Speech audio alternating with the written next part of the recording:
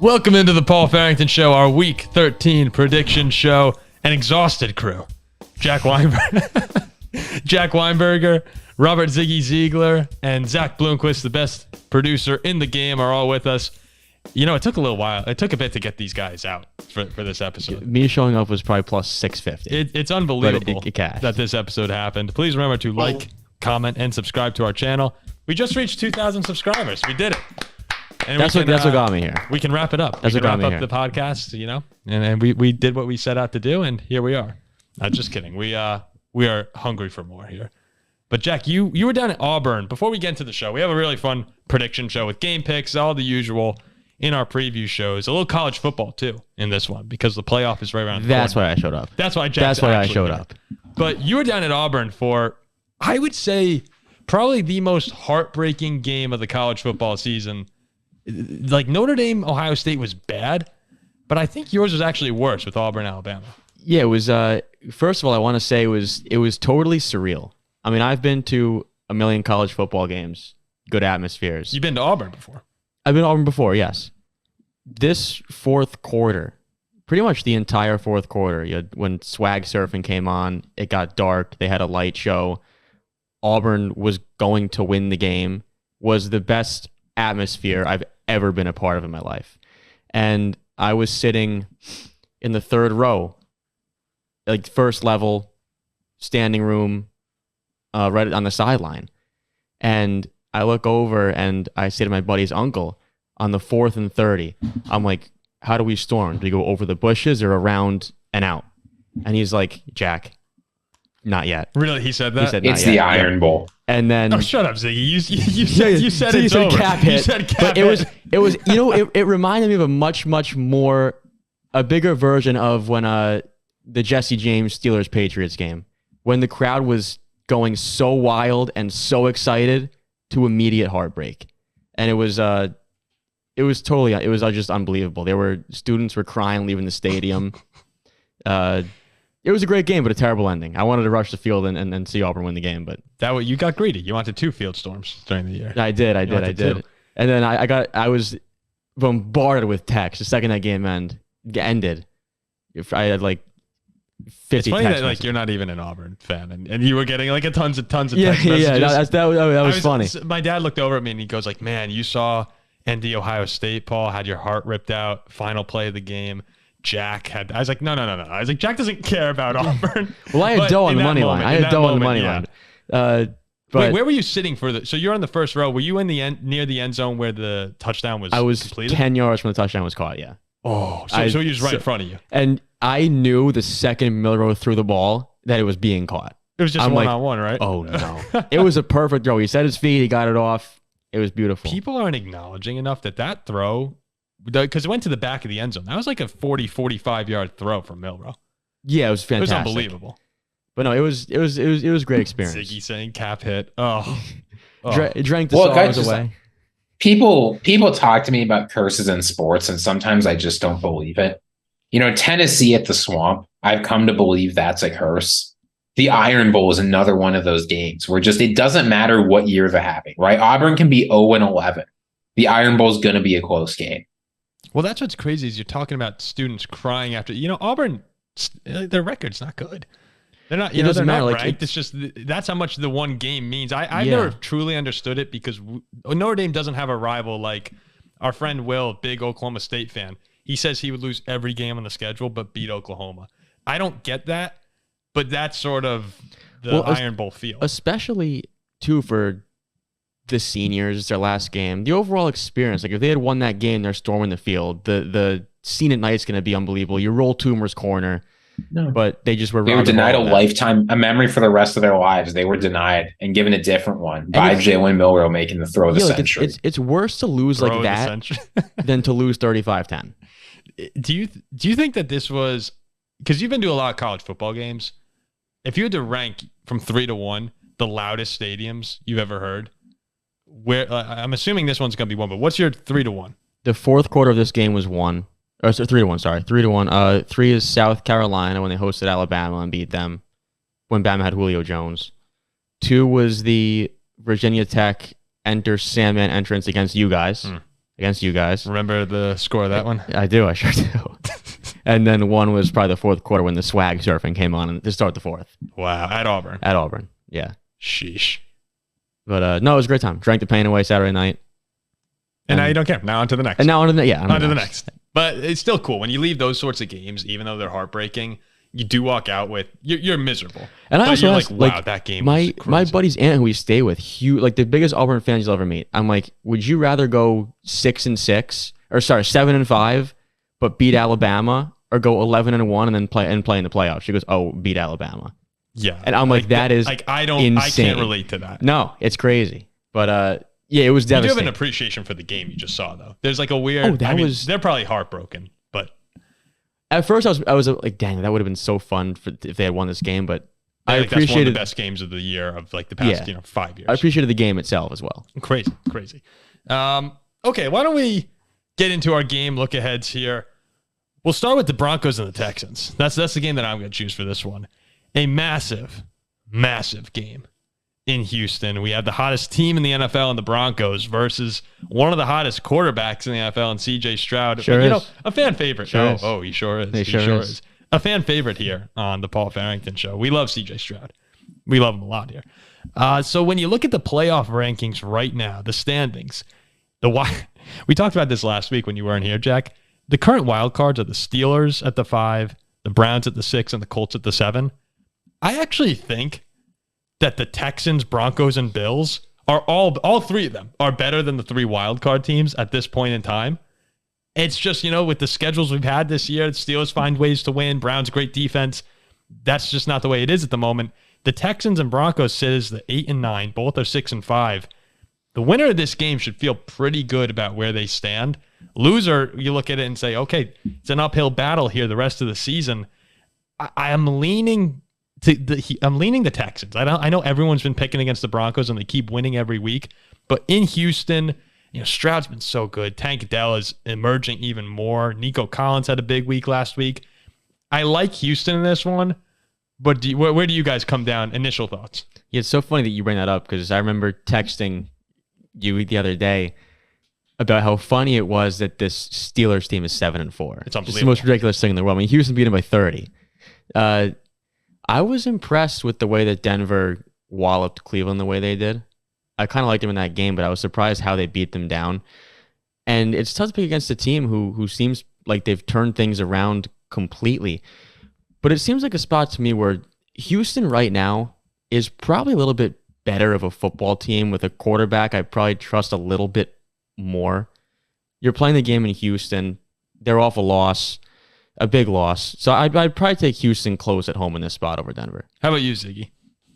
I'm leaning Denver in this. CJ Stroud against the spread is a favorite in his career 0 and 4. That's a little bit of a joke. But here's the fact. I think that the Texans offensive line, they've withstood a lot of injuries this season. But the Broncos are one of the better teams in the NFL pressuring the quarterback. And I think this Titus Howard injury is going to be different. He's out for the year. He was a stalwart at left guard. He was one of those guys who, if they needed to, they could move him around. But without that, I think the offensive line is going to get quite a bit worse. When you're talking about a team that we've seen it over the past few weeks, right? They figured out how to pressure the quarterback. CJ Stroud under pressure is good, but no quarterback is going to be good for very long under pressure. I think this is where the Texans are going to lose a little bit of momentum and the Broncos are going to stay hot. Okay, yeah. What's going to be so fun about this playoff chase here is I'm looking at all the schedules. All these wild card teams in the AFC are playing each other over the course of the next 6 weeks. A little bit like a fantasy league where you just have everyone going at it for those final spots. I don't think it's a bad call to go with Denver, though, Ziggy. You can't. The way Russell Wilson has been playing over the past 5 weeks, we've talked multiple times about Sean Payton has done an unbelievable job turning this Broncos team around where you see situations where coaching, it really matters. I know that we've talked about that on this show before as well. But look at Brandon Staley and the Chargers. How much of a shit show is that? And then imagine if Sean Payton was coaching that team with Justin Herbert, Keenan Allen, Austin Eckler. So much talent on that team. The Denver turnaround has been unbelievable, even though it started 70-20. Zach's team was winning by 50 points. Russell Wilson is playing more and more like the Seattle version of Russ. He's moving well. I keep getting impressed by Cortland Sutton every week, who seemed dead, but is back playing as like one of the better receivers in football. So I think it's going to be a close matchup back and forth. But Houston, I think it's the home field that's pushing me. Yes, but for me, it's Houston might feel like they are in a bit of a must-win situation. It's tough to lose 2 games in a row at home, especially when you're playing meaningful football.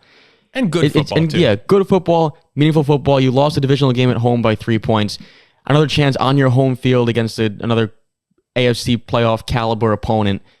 It's important not to fall in a game of this caliber 2 weeks in a row at home, in my eyes. Go ahead, Ziggy. Here's what it's going to come down to, I think. I think what all y'all are saying is right. But what impressed me about the Broncos most last week was how physically well they handled the Browns. A team of a good offensive and defensive line. The Broncos were able to win the battle in the trenches on both sides of the ball. If they can run anything like what they were able to against the Browns, the Texans just don't have a chance in this game. The defensive line for the Texans is going to need to play extremely well. And that's what we talked about in the reaction show, was we were stunned how the Broncos dominated the Browns, who have dominated everyone all year. Every time you see the Cleveland defense go up against anybody except the Ravens, they've really shut them down. And to see Denver do that, like, wow, Denver's probably playing better football than Houston at the moment. And the one thing we're going to find out about CJ Stroud here is throughout the year, time and time again, he's shown that he has the it factor. Against Tampa Bay, that's the real showing out party, setting all these records, or he's on pace with them. It's kind of like when you're watching and you hear the person sing for the first time, you're like, wait a second, like, this person is unbelievable. You know it immediately when you hear it. You don't have to see anything else. We've seen that with CJ Stroud all season long. So I expect him to come out and play a great game. There's no reason to think he's going to get off to a slow start. Big game, though, for them. We got a couple more games here. 49ers-Eagles. Probably the game of the week. I mean, there are a lot of great games in week 13. But Philadelphia here. I have one thing to say on this game. No, it's just what I'm going to say on this game, and it's one thing. Oh yeah, but you go ahead. You go ahead. Yeah. Philadelphia can essentially lock up the 1 seed with a win in this one. And San Francisco, they've had this game circled all year long. And the huge advantage that San Francisco has that they didn't have in the NFC Championship game, they should actually have a quarterback in this matchup here. Brock Purdy, remember, he hurt his UCL last year against Philly in that 31-7 loss. Since signing Chase Young, the San Francisco D-line San Francisco has 15 sacks. They've had 3 or more in 4 or 4 more in 3 straight games now. That unit that a lot of people are mocking, that we called out on this show, they've turned it around. So you're sort of getting these 2 juggernauts in the NFC at close to full strength, which we didn't get to see last year. I'm really excited for this one. You said you have one thing to say about this game. I have one thing to say. The 10-1 defending NFC champion Philadelphia Eagles are an underdog at home. That's unbelievable. A 10-1 team has not been a 3-point dog at home in the Super Bowl era. Are you kidding me? This is Philly for one reason. Did you hear what Shanahan had to say about that? No. They asked him about this, and here's what he said. It doesn't make a lot of sense to me. I don't really know how that stuff works. I don't really know why we're fake. Oh, even Shanahan thinks it's absurd. Talk about metrics, whatever the hell you want. How is Philly a home dog? I'll be on Philly. And look at the Eagles. That's all I have to say. Look at 4 of the Eagles' last 5 wins. They beat Miami, Dallas, Kansas City on the road, and Buffalo. And look what Philly does at home. They beat good teams all the time. They're not going to lose this game. Yeah, they're not going to lose this game. If Philly came in as a 6.5-point favor or something, I'd be like, San Francisco, it could be a 3-point game. To have them as an underdog, though. Philly is a home underdog in the link. What? Stop. Stop. You are That's very all clearly on Philly. I'm on Philly. I think Philly might blow them out. I'm on Philly. I can't make sense of that. We'll have to get one of our friends. I think it's straightforward why this is happening. The 49ers are basically coming off a mini bye. The Eagles had to go to overtime. The Eagles have had a lot of good luck go their way. The 49ers haven't. The 49ers have played better in just about every game. Just about every relevant predictive metric says the 49ers are better. So the record is good, and I'm not saying this Eagles team is bad. But there's a reason why the 49ers are favorites, because up to this point, they have played like a much better team. Because the odds makers are stupid. This is ridiculous to me. Well, I mean, they did have the losing. There was the losing streak in there too. If you think the Niners should be favored and are the better team, make the Eagles -2, not +3. The Eagles should be favored. The Eagles absolutely. I think it's ridiculous. I think actually Jalen Hurts, Ziggy, looked arguably his best last week. He finally looked healthy to me. He was on the ground. He's 14 rushes for 65 yards and 2 touchdowns.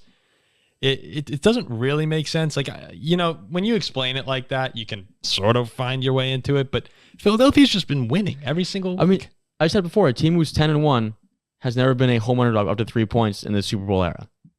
So and the Eagles, by the numbers, are the weakest 10-1 team in NFL history. They're a home dog in the link. That's all I have to say. I think that's absurd. Defending NFC champions. Yeah. It's going to be a great game. The last game we'll talk about here in depth, Chiefs and Packers. And, man, the prodigal son returns to the Paul Farrington show. Jordan Love, after having a little hiatus there, has come back, stormed back, really. Got us to 2,000 subscribers. Remember, he was the guy who really helped us launch in the beginning of this football season. A few of his videos after, I believe, the Bears game to open the season. And who was week 2 for Green Bay? Who did they beat in week 2? Was that the Falcons game? No, they lost to Atlanta week 3. Right? The Saints. It was that 1 point Saints game. No, that was later. That was later. Who did be week 2? I can't remember who the Packers beat. Well, the Packers season started beating Bears, losing to Falcons, beating Saints. Oh, maybe that's it. Okay, I'm thinking week 2 was Falcons. But anyway, regardless, Jordan Love carried this channel for a while. Disappeared, he's had to work a few things out. We were talking trash about him. But we weren't as bad as a lot of people. You're right. Actually, my chill pill segment was on. Yeah, you had a whole chill pill segment on Relax. Yeah. Well, that's what we said all season with Jordan Love. It's that, you understand there are going to be highs and lows, even though this guy is in his 4th season.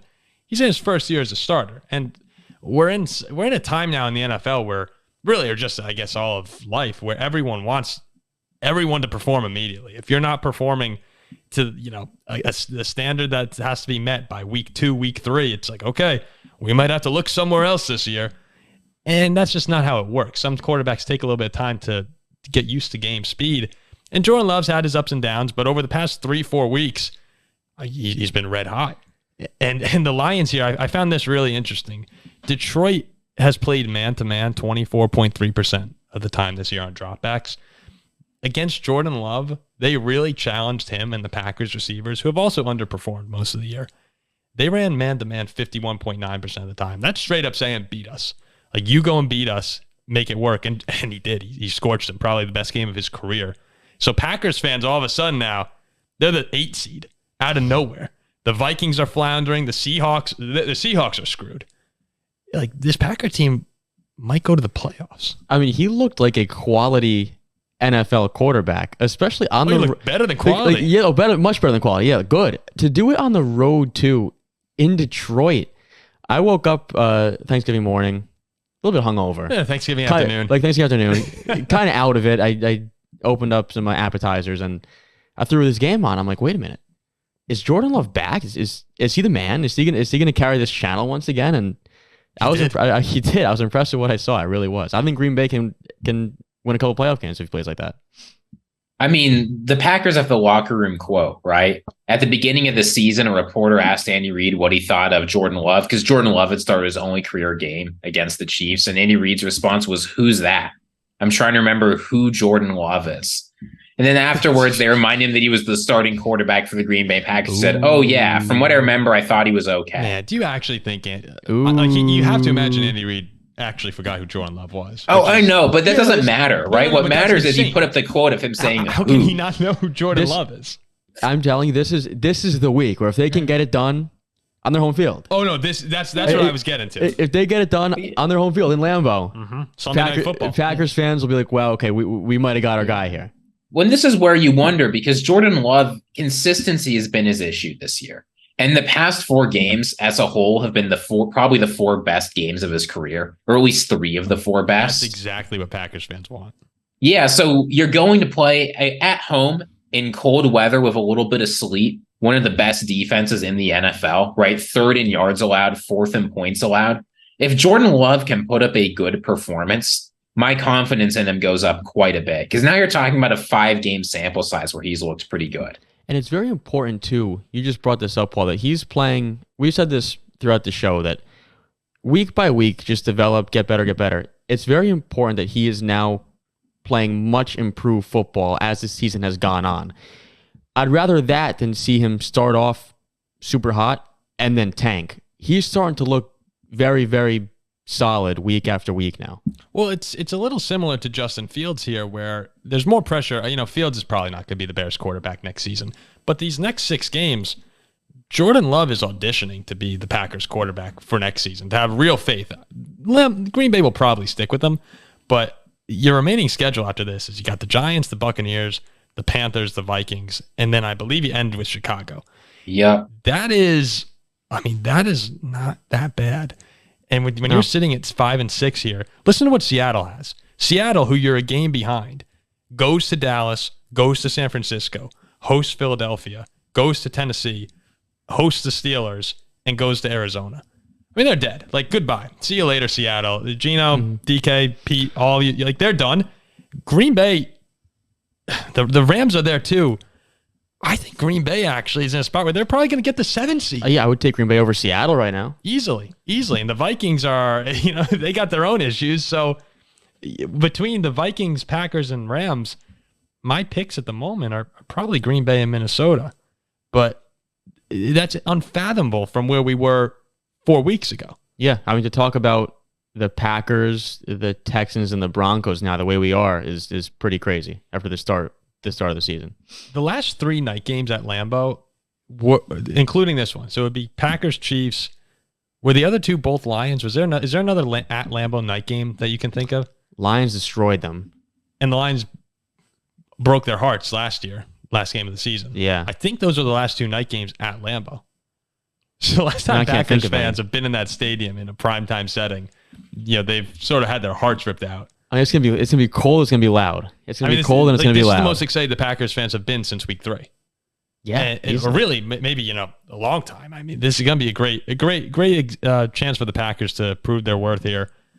I would not pick against Kansas City though. Me neither.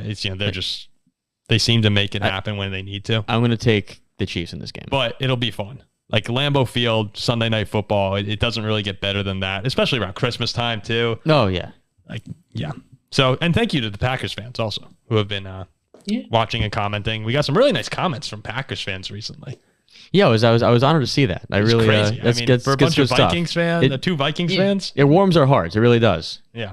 Well, I'll say this much: if the Packers win this game, I will be celebrating. I'll be celebrating the downfall of the Kansas City Chiefs, but I will be celebrating. Ziggy will bring out the shirt again. Oh, the I Love Love. Look, the I Love Love shirt. Oh, that's hanging in my closet somewhere. Like, people were ready to burn that thing. And now it's hanging in my closet somewhere. I wanted to briefly mention here because someone asked us where our Vikings reaction to the Bears tragedy is. That Ziggy? What's a big word we could say? Disappointment. Horror show. Yeah, horror show. I needed 3 points from Josh Dobbs Sunday to beat Zach, and I were locked in a fantasy football matchup, and I'm sitting there. Josh Dobbs has negative 4.5 points midway through the 3rd quarter.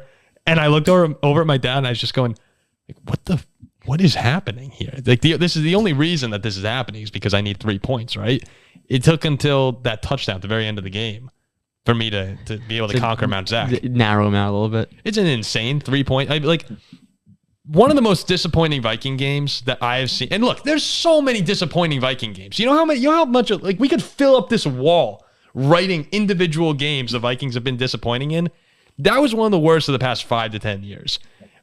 Detroit opens the door a sliver for us to go and compete for the NFC North, and you get shut down by Chicago at home. Yeah, I mean, I was one of 3 people left in my survivor pool. I'm so sorry. I thought there was no way on Monday Night Football the Vikings lose at home to the Bears. It's like primetime Kirk came out again. Shut up, man. But the thing is, the Bears scored 12 points, and you can't score 13 to win. Have a touchdown. Like, oh my god! Didn't have a touchdown. No, unreal. The season's been one big vicissitude, right? Things look like they're going up. We're doing well, and then suddenly Josh Dobbs. I get that he had been hot, but he throws 4 interceptions, loses us the game. The run game can't get going. Justin Fields looks okay. I don't know, Paul. Ziggy, you said so before the tough to game, watch Ziggy texts me and he goes, because our friend Weston texts us and says, I hope you're ready to see the Vikings get shut down by the Chicago Bears defense tonight. And we're like, all right, Weston, just shut up. Maybe the Bears are insane. And maybe. And Ziggy texts me on the side. He goes, he's right. And I said back to Ziggy, I have a lurking suspicion that you're correct, but I found a way to suppress it and believe that need the receipts. We should go and be. No. We had the receipts. I said there's a lurking suspicion, but I've been able to suppress it and be confident tonight. And one thing that I wanted to mention with you guys, I don't know how much of the game. I know you were traveling, Jack. I know Ziggy, you were fed up. You may have just turned the game off. But I thought a lot of blame should have gone on Kevin O'Connell. And I didn't see too many people talking about it. They were talking about Josh Dobbs and Kirk Cousins, whether or not he'd be re-signed, and Jefferson coming back. But Kevin O'Connell had two opportunities where I really questioned his decision-making. One was in the beginning of the second half when it was 3-3. We had 4th and 7 and went for it on about the 50-yard line. Like, we haven't been moving the ball all night.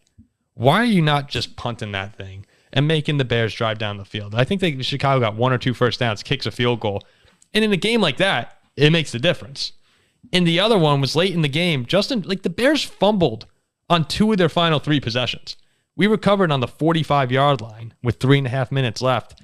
And what do you guys think about these situations where Chicago had all 3 of their timeouts and the Vikings basically, the last play was a screen, but essentially went run, screen for nothing, punted away. Like, why don't you try and win the game there? Like, get a first down, the game's over. I don't understand why it's always, let's burn the timeouts and kick it away. Well, up 10-9? Yeah, up 10-9. I was disappointed with the play calling of, let's just, run into the line twice, and now 3rd and 9. All right, burn the, try and win the game. I don't know. That bothered me. So you think you should pass on 3rd and 9 and try to get the first down? Or even 2nd and 10. I know that people can look back and say, you gave them the timeouts, but you need 1 first down. Yeah, I think that I think being up 10-9, I agree with you, because I don't want to give them the ball back with a chance to kick a field goal. Where if it was 13-9, they got to get in the end zone, I'd say make them burn the timeouts. The thing about O'Connell this game that frustrated me, like you point out 2 kinds of situations, some where he's too aggressive and some where he's a little too scared. Yep. If he had just committed to being aggressive or just committed to being conservative, I think we would have won the game, no question. Good point. The problem was he kept going back and forth. He couldn't decide whether he wanted to just let Josh Dobbs go. We'll eat as many interceptions as it takes. We got to let him play. Or play really conservative and count on the defense. When you play a schizophrenic play style like that, you get the worst of both worlds. And we end up losing the game because he couldn't commit. I think I very rarely have bad things to say about how O'Connell manages games. Me too. But this was one of his worst coaching performances in his career. Hopefully he learned something. Yeah, and they had a chance against Denver to put that game away with the touchdown. They went conservative in the red zone. We saw what happened there. You had a chance to be 8-4. Really, you should have beat Denver. Probably should beat Chicago. You're a game behind Detroit right now. So pretty disappointing past 2 weeks for the Vikings. You're right. For the most part, I think O'Connell's a really good coach, and Justin Jefferson comes back, but I was pretty disappointed with you point out when he does things well, you point out when he does things bad. That's what we do here. Yeah. And so the Vikings suck. Shut up, man. I still root for the Dolphins. Like I'm going to be pulling for the Dolphins. You make it hard though, because you just trash the Vikings. No, I mean, Dolphins fans are the worst, right? You see us of Justin Herbert, right? Chiefs fans, Broncos fans, Raiders fans are all pretty nice to him. Then Dolphins fans just come in and start crapping all over Justin Herbert. They're aggressive to fan bases who have done nothing to them. Well, I think because they can't take it out on their own division. No one cares about the Dolphins. No one cares. It's just okay. I saw some funny Dolphins Cowboys this week. It's no, we're Washington this week. Oh well, what's that? A couple weeks? Yes, I saw on Instagram. It's the teams who annihilate shit but can't be good teams bowl. Yeah, basically. Oh, we beat the Broncos. Beat the Broncos. They're over 500 now. True. Did you see the Sean Payton interview where they were explaining scoregami to him, and they told him they've never had a 29-12 game like last weekend? And the guy's like, "What is that?" And Sean Payton's going, "What is that?" And he's like, "Oh, it's when they've never had the score before in NFL history. That was 29-12." Also 70-20. Sean Payton just starts laughing a little bit. He's like, "I like the second one." So that was great. They can talk about it now. We can talk about it now. They can do whatever they want. One last thing before the game picks, because this story is starting to get crazier and crazier here. Is Aaron Rodgers actually going to come back? No. He can't, right? I'd be very surprised. I mean, a torn Achilles, I thought was like a year and a half, 2 years. No, I mean, so I'll grant that the medical technology's advanced a little bit, but you look at the surgery he got and the insert that he got, it makes things more stable. But coming back at this point would be an enormous medical risk, right? He'd be extremely likely to re-tear it, and everything would go back to being bad. My initial thought, Paul, you remember when I texted this, I thought, well, he must have not torn his Achilles. But then I went back and watched the video, and he obviously tore his Achilles. My guess is this is Aaron Rodgers doing the thing where he says he's going to come back, and they activate him, and he can talk about how he's like beat science.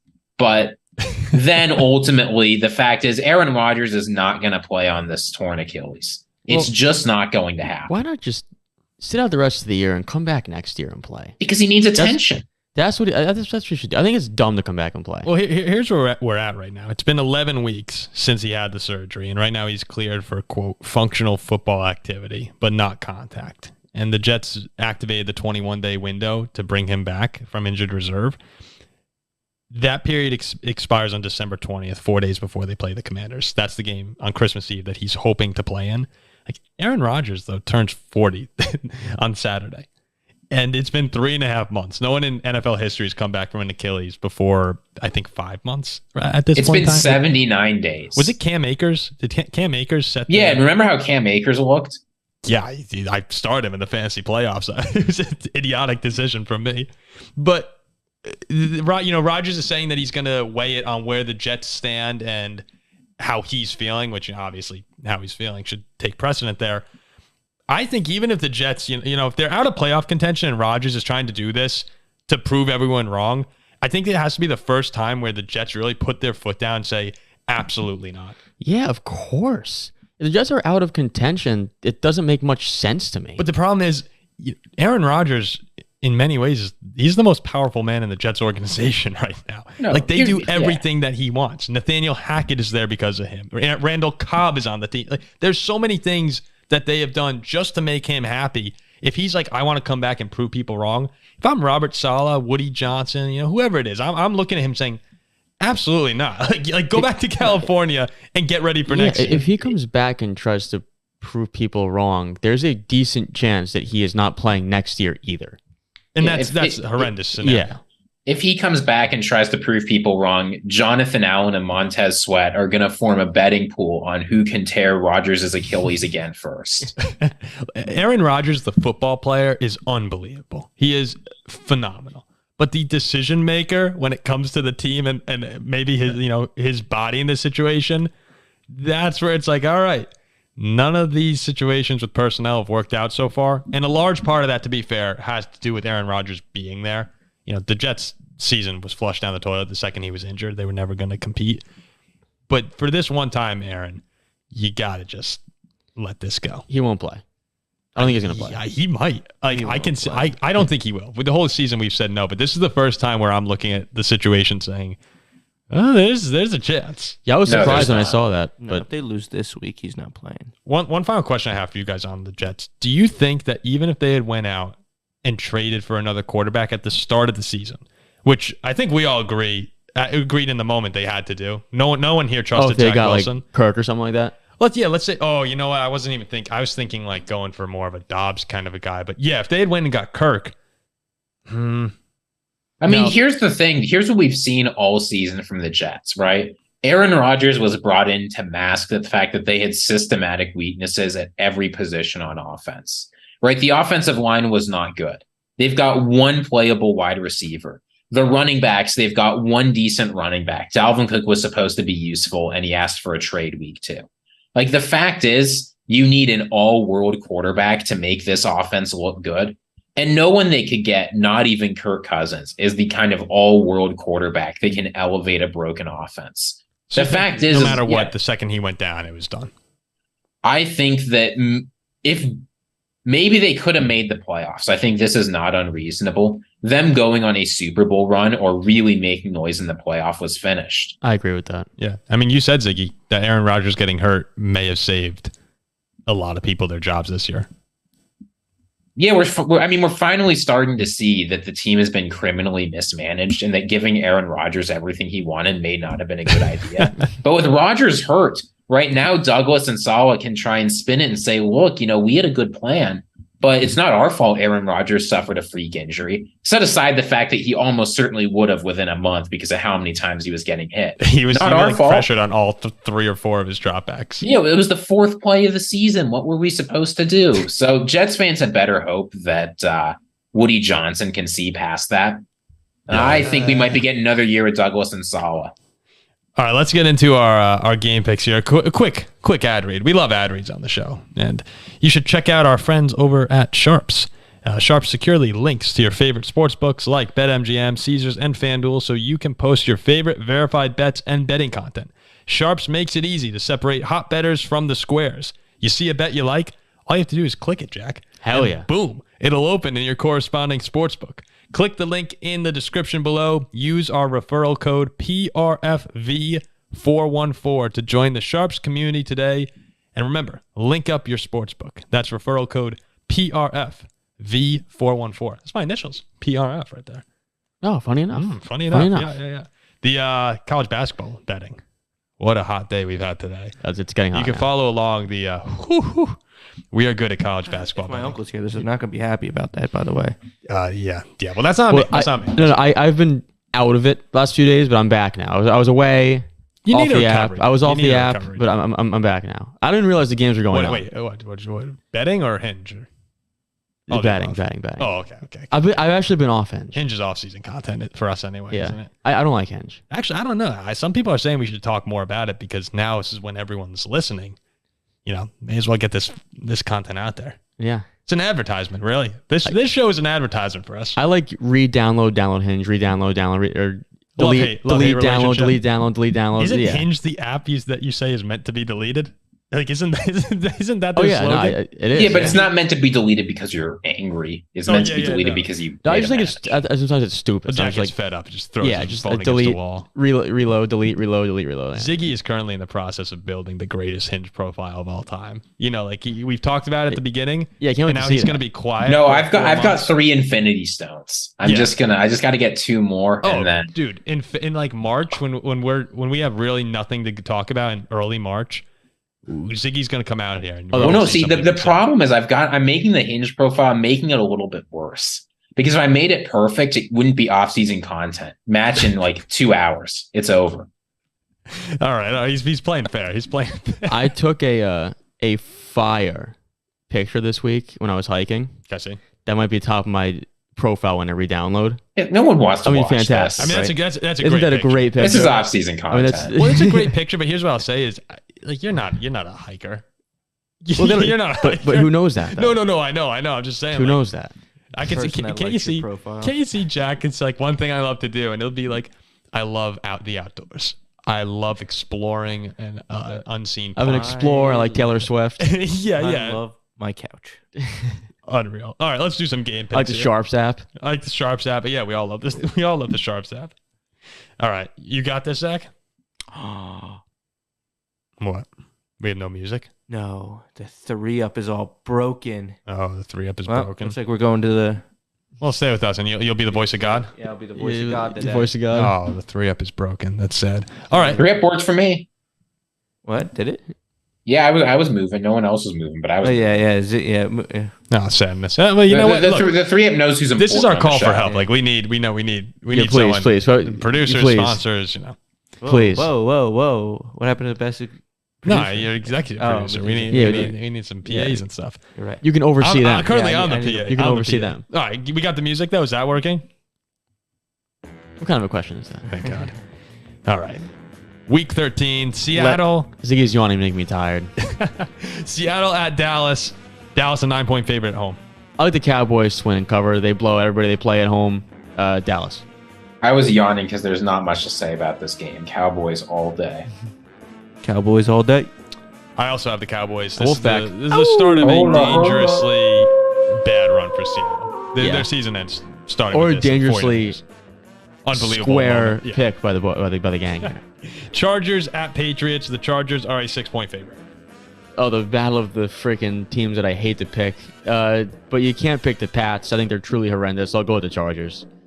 Yeah, we don't even know who's starting for the Patriots this week. It's probably Bailey Zappi. I don't care who else is on the team. Justin Herbert over Bailey Zappi all day. Give me the Chargers. I don't like either team, but I'll take the Chargers. You ever seen Office Space, Zach? No. You sounded like Lumberg, the boss. Look it up. Yeah, hi. The Chargers, I think, are the most disappointing team in the NFL over the past 2 years. Oh, easily. I don't even think it's that close. They've always been over the past 20 years. No, this past You're right. You're right. But will they? Even with Phillip Yeah, Rivers. you're right, dude. Yeah, disappointment. The potential they had with Phillip Rivers, and they just. What was?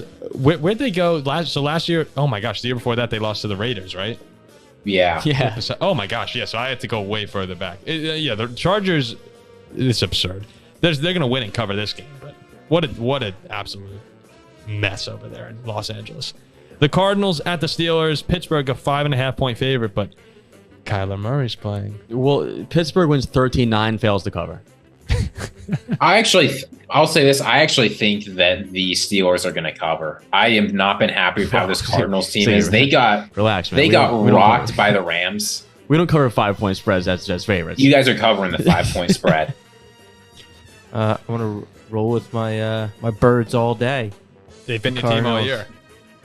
The Steelers put up 400 yards of offense, Jack. I don't know. I know. I don't know if you saw that. They're a different team. 16 points. It was funny. I loved how we were seeing 400 plus yards. Unbelievable. It's like, guys, they didn't score. They didn't score a freaking point. I have the Steelers too, though, in this one. The Broncos at the Texans. We said arguably the game of the week. As good as Seattle, as good as San Francisco and Philadelphia is, this one's right up there. Who you got? I said it once. I'll say it again. Houston, because they're playing at home, wins close. Bronco up, baby. Give me Russell Wilson and Denver Broncos all day. Oh, that's good. That's good. Jack's been working on his noises. I sure have. Oh, that's good too. Who would I go with? Flip a coin. Flip a coin. Hurry. Broncos. Broncos. I'm going to go with the Texans too. The home field is what tilts it for me. We're split. I do think that Denver's playing better, but this game, Texans fans have been waiting a long time for a big game. Should be a primetime game. It's at 1 o'clock. Should be a primetime At least 4:25. At least 4:25. It should not be a primetime game. Not primetime. People would watch. People would tune in for Russell Wilson and CJ Stroud. Over Packers Chiefs? Over who's Monday night? Is it Monday? Well, Monday night, Bengals Jaguars. I mean, right now, flex. It would have been good. Yeah. Lions at Saints. Detroit a 4.5-point road favorite. I hate laying points on the road, but Detroit off a brutal loss at home on Thanksgiving. I think they bounced back. They're better than the Saints. Saints suck. Yeah, I'll take Detroit. Dan Campbell, he's coming home. Hell yeah. He is ready to show his former friends in the New Orleans Saints how a good football team is run. Lions easily. Lions. Yeah, the Saints suck. I need them to win this game, though. I'm still holding out hope here for an NFC North title. You don't want to wolf it? You know what? I will. I'll go with the Saints. Not. Don't like it, but I'm going to go with it. How do you do that? Don't you hate the Saints? I hate the Saints more than the Lions. Yeah, and you're going to take more. the Saints. Well, NFC North. Paul's unbiased. Yeah, I'm unbiased. You're unbiased and pick the Saints. Yeah. I go, the Saints suck. I'm going with the Saints. Now, this is my team. For you have the Patriots. I have the Colts. I have not been able to figure them out all season long. They might make the playoffs. I mean, they're a 7 seed right now. Colts at Titans. The Colts are a 1.5-point favorite. Titans are weird too. Ziggy, you want to go first? Yeah, the Colts are on a 3-game win streak. The Colts are not winning 4 games in a row. Are you kidding me? Give me the Titans. Give me the Colts. I don't actually know. Jonathan Taylor's hurt, isn't he? Didn't he just get hurt? He is hurt. Yeah, he's out. Zach Moss is going to be taken over. I'm abstaining from the Colts. Zach Moss was having a good season. I'm abstaining from the pick. If you're abstaining, you're picking a tie. I'll take the Titans by 3. I got the Titans too. 13-10 Tennessee. This could be the tie of the season, though. There hasn't been a tie yet this season. This one, I want to see what you guys say. Falcons are 3-point favorites at Tim Boyle and the Jets. I like Atlanta. I won't pick the Jets. You think Atlanta scores? I think they scored 9 points to win the game. I mean, Tim Boyle sucked at UConn, so I'll take Atlanta. I would never, ever bet on this game because I feel like anything can happen. I'm willing to take the Jets defense at home, so give me the Jets. It'll be 6-2 Atlanta. The Jets defense might be the betting favorite to score the most points. I wouldn't be surprised if it is.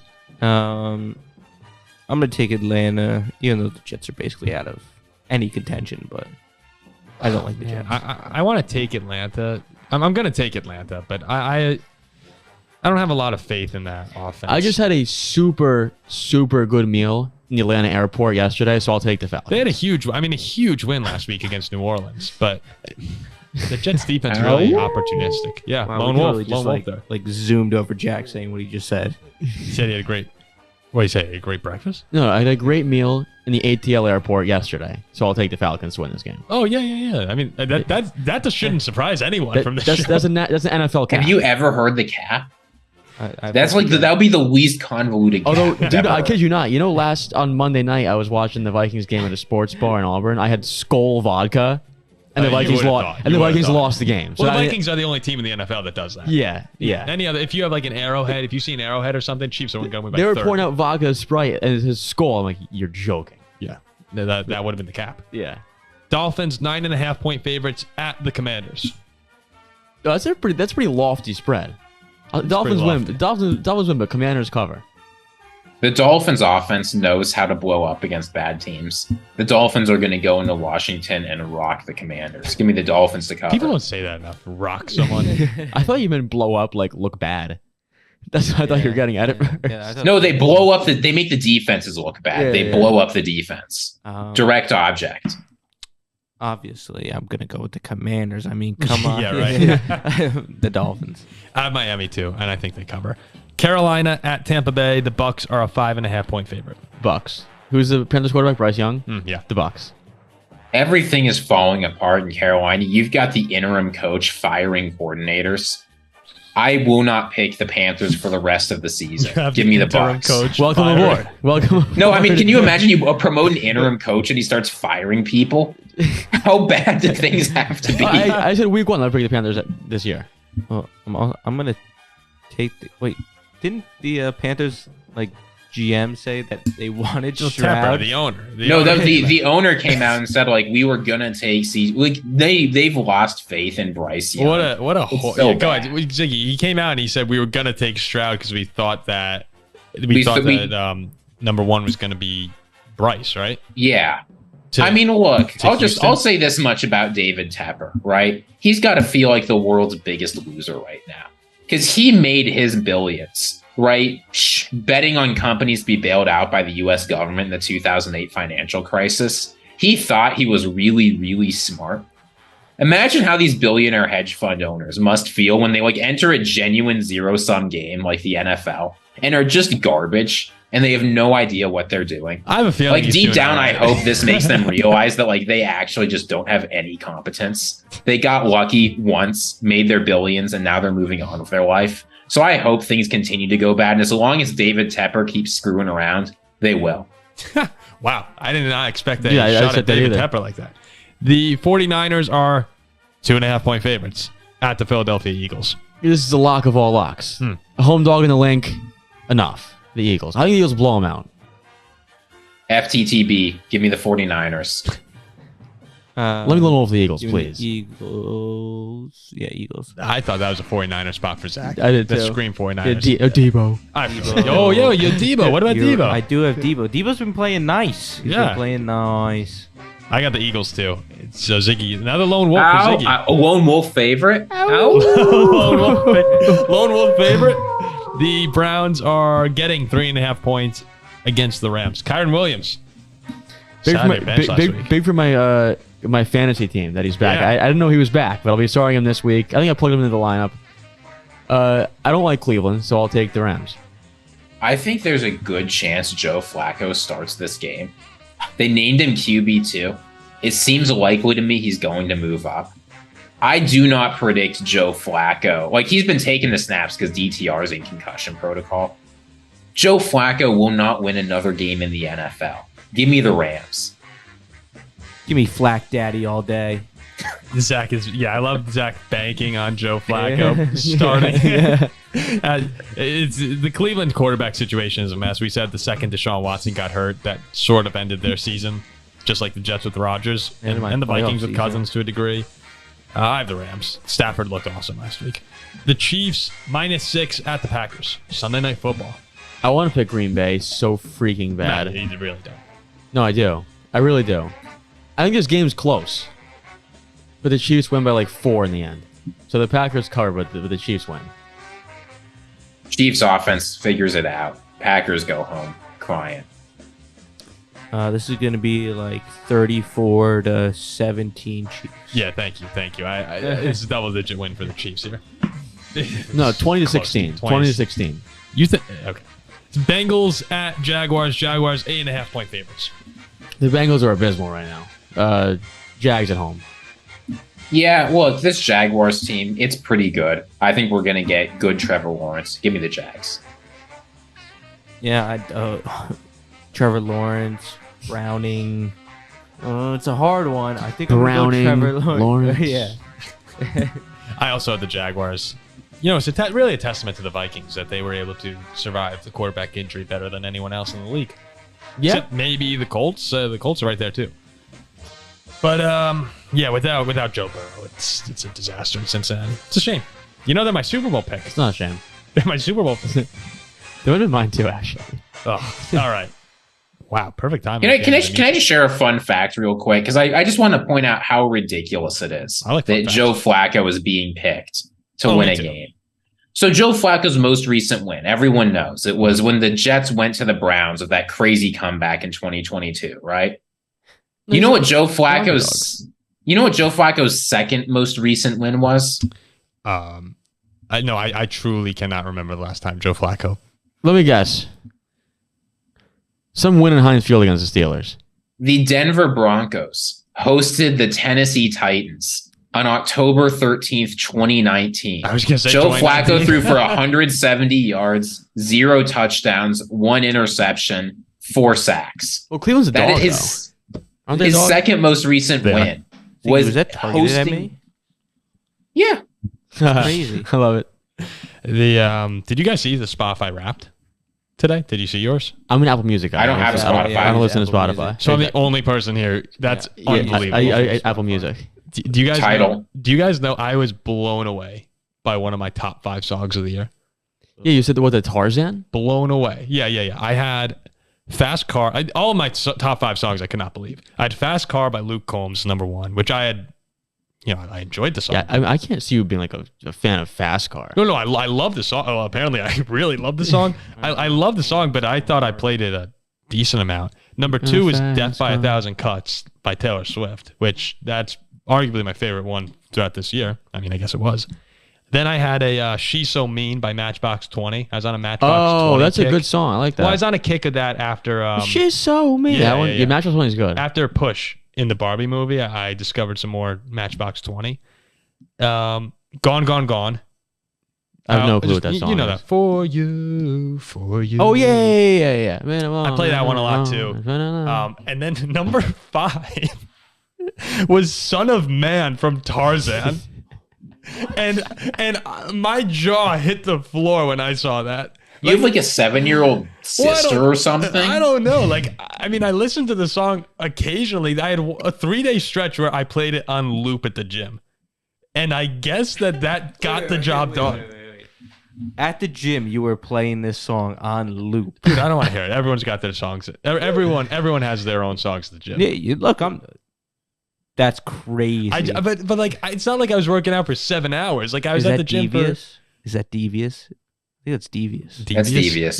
That's devious. What's devious about it? It's Tarzan. Exactly. No, Zach and I know. Yeah. That's devious. Guys, I kid you I don't not. work out, so I have no idea. I don't know. They show you like the cover art from the song, and I saw each one go by, and then I saw freaking Tarzan, and I just, what the what? I mean, it's probably been like 15 years since I've heard that song. I don't even know how it goes. I played it for, it was the course of 1 week. I was into the song, but I must have played it like. Probably like 1,000 times. I know you can see. I haven't looked yet, but I must have just gone nuts. Like Tarzan. How often do you use Spotify? Do you like listen to music at least every day? Most days. I mean, I have a normal. I think I had like 26,000 minutes. Or not. Yeah, 26,000. I don't use Spotify. Like that. I mean, that's a lot. That's a lot. But I used to use I think it's for what I've seen. It's lower than a lot of people. So I could not believe that Tarzan. I would have bet $1 billion that Tarzan was not in my top 5. Yeah, I would have probably bet $1 million too. It's not in your top 5. I've listened to this. I don't listen to this. Yeah, it's a great song though. Obviously, I mean, it's a great song. No, it's awesome. It's Phil Collins went hard. Oh, speaking of Apple Music, you know what I found was funny? I think that a phone charger should be called Apple Juice. I like that. Right? I like that a lot. Right? Jack, do you have business? Do you have a degree in business? I mean, I should, right? I don't. That sounds like something only a business major could come up with. Right? I mean, or advertising major, maybe? Major or yeah, no, only people with a degree from a business school would come up I with like it, something though. like Whoa, that. Yeah. whoa, Ziggy, that's 2 of us right Hey, here. can I have some apple juice? Yeah, Mott's, Ocean's Well, Fruit. I'm just saying, I teach people who are getting no business charge. degrees all day, every day. That's all I'm saying. I got some idea of what goes on in a business People already major. say they're like, hey, I need some juice. Yeah, checks out. give me some apple juice. Apple juice. Yeah, I like that, Jack. What was the name of your business school? I think mine was Ansfield. Mine's School of Business. Mendoza. School of Business. Ours Mendoza. is Darden. Darden School of Business. What's was it the Cox Library or? Oh yeah, we've got Cox the and Balls. University. So one of my friends next semester, his name is Ethan Butt, and he is teaching a class in the Balls Library within Cock Hall. Nice. This was the number one post my on UVA gosh. Yik Yak this week. Yik Yak's still a thing. College, I guess.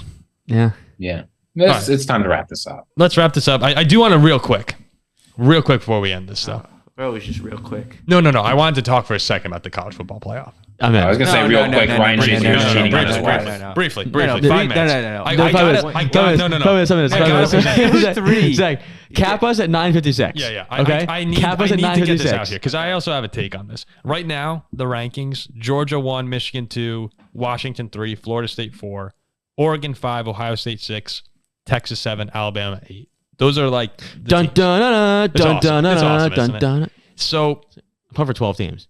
we have Friday, Oregon versus Washington. Saturday, Texas plays Oklahoma State, Georgia, Alabama, Michigan, Iowa, and Louisville, Florida State.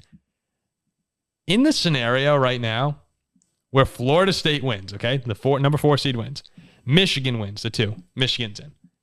Alabama wins over Georgia, the 8 beats the 1.